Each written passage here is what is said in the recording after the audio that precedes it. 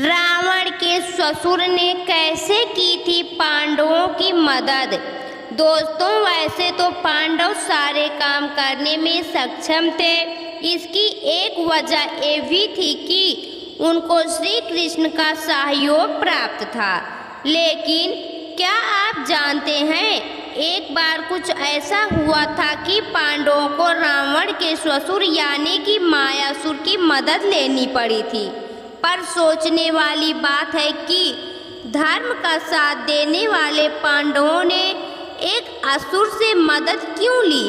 ये बात उस समय की है जब धृतराष्ट्र ने पारिवारिक कलह को शांत करने के लिए पांडवों को रहने के लिए खांडव वन दे दिया था, जिससे कौरवों और पांडवों के बीच शांति बनी रहे। पांचों पांडवों ने भी शांति से ये बात मान ली और खांडव वन में रहने चले गए। लेकिन तब वो वन रहने लायक नहीं था। किसी जमाने में वहाँ नगर हुआ करता था, लेकिन जब पांडव वहाँ पहुँचे तो वो सिर्फ एक बीहड़ जंगल था, जहाँ जंगली पेड़ों के सिवा और कुछ नहीं था। अब ऐसे में पांडवों के सामने ये चुनौती थी कि वो कैसे उस वन को रहने लायक बनाए। इस चुनौती को पार करने के लिए श्री कृष्ण ने उनकी मदद की और कहा कि इस भूमि को एक नगर में बदलना होगा। इसके लिए पहले जंगल को साफ करना होगा। अर्जुन और श्री कृष्ण ने अपने अस्त्र शस्त्र से उस जंगल में आग लगा दी। थोड़ी ही देर में वो वन आग की लपटों से धधक उठा। उसी वन में मायासुर नाम का एक दानव भी रहता था। कहते हैं जब श्री कृष्ण का चक्र मायासुर को मारने के लिए बढ़ा तो उसने अर्जुन के चरण पकड़ लिए। अर्जुन के कहने पर माधव ने मायासुर को छोड़ दिया और उसकी जान बच गई थी।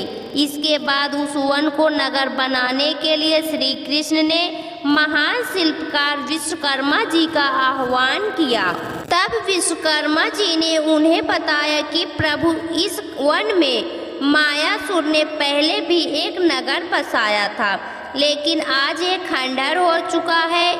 आप दोबारा नगर बनाने के लिए मायासुर की ही मदद लीजिए। वो यहाँ के चप्पे चप्पे को जानता है और वो एक कुशल शिल्पकार भी है। श्री कृष्ण और अर्जुन ने जब मायासुर से इस बारे में बात की तो वो तुरंत मान गए। उसने उस खंडहर को पांडवों के लिए एक सुंदर नगरी में बदल दिया, जिसे इंद्रप्रस्थ के नाम से जाना गया।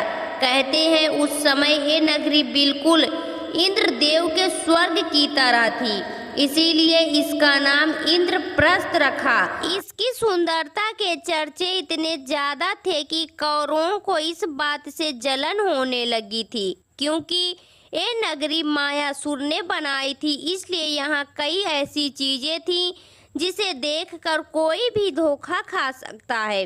खासकर पांडवों का महल वो तो इंद्रजाल जैसा बनाया गया था।